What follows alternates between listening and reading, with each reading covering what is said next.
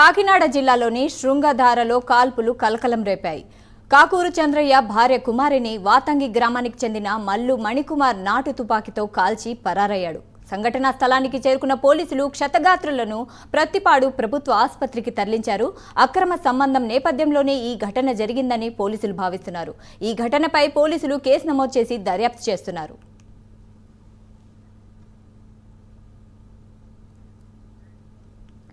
ఈ విషయంపై మరింత సమాచారం కామేశ్వరరావు లైవ్ లో అందిస్తారు ఫోన్లో. Thank you Saida. చూసుకుంటే కాకినాడ జిల్లా పత్తిపాడు నియోజకవర్గం శంకవరం మండలం పెదమల్లాపురం పంచాయతీలో గౌరవం అయితే చోటు చేసుకుని చెప్పొచ్చు. పంచాయతీ పరిధి శృంగధార గ్రామానికి చెందిన కుక్కునూరు చంద్రయ్య, ఆయన భార్య కుక్కునూరు కుమార్ని అయితే మాత్రం నాటు తుపాకీతో ఒక ఆయన అయితే మాత్రం కాల్చడం జరిగింది. కాల్పులు సంబంధించి అయితే మాత్రం దీనికి అక్రమ సంబంధం నేపథ్యం ఈ కాల్పులు జరిగాయని చెప్పి స్థానికులు చెప్తున్న పరిస్థితి ఉంది. మొత్తం మీద చూసుకుంటే రాజోమింగ మండలం వాతంగి గ్రామానికి చెందిన మల్లా మణికుమార్ నాటు తుపాకీ తీసుకుని వచ్చి కాల్పులు జరిపినట్టయితే మాత్రం స్థానికులు తెలుపుతున్నారు. రాత్రి అర్ధరాత్రి 1 గంట సమయంలో ఈ కాల్పులు జరిగినట్టయితే మాత్రం స్థానికులు వివరిస్తున్న పరిస్థితి అయితే ఉంది. మొత్తం మీద భార్య భర్తలు ఇద్దరు కూడా రక్తపు గాయాలతో పత్తిపాడు ప్రభుత్వ ఆసుపత్రికి అయితే మాత్రం స్థానికులు తరలించారు. ఈ కేసు పోలీసులు అయితే మాత్రం సంఘటనా స్థలానికి పోలీసులు చేరుకుని కేసు అయితే నమోదు చేసి విచారణ అయితే చేపడుతున్నారు.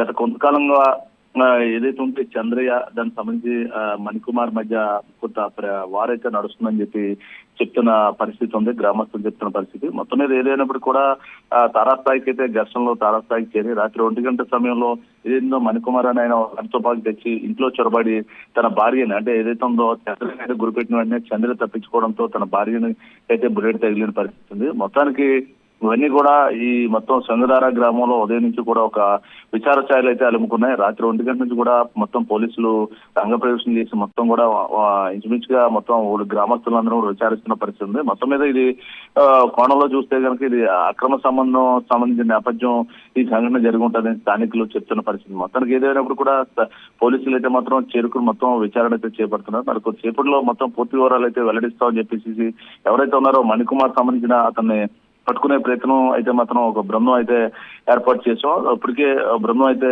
రంగంలో దిగి మణికుమార్ కోసం వెతుకుతున్న పరిస్థితి ఉంది. మొత్తం మీద సాయంత్రంలోగా మణికుమార్ని అయితే పట్టుకుని పూర్తి స్థాయిగా విచారణ చేపించి అనంతరం పూర్తి స్థాయి మొత్తం కూడా వివరాలను వెల్లడిస్తామని చెప్పి స్థానిక పోలీసులు చెప్తున్న పరిస్థితి ఉంది. సాయిదా.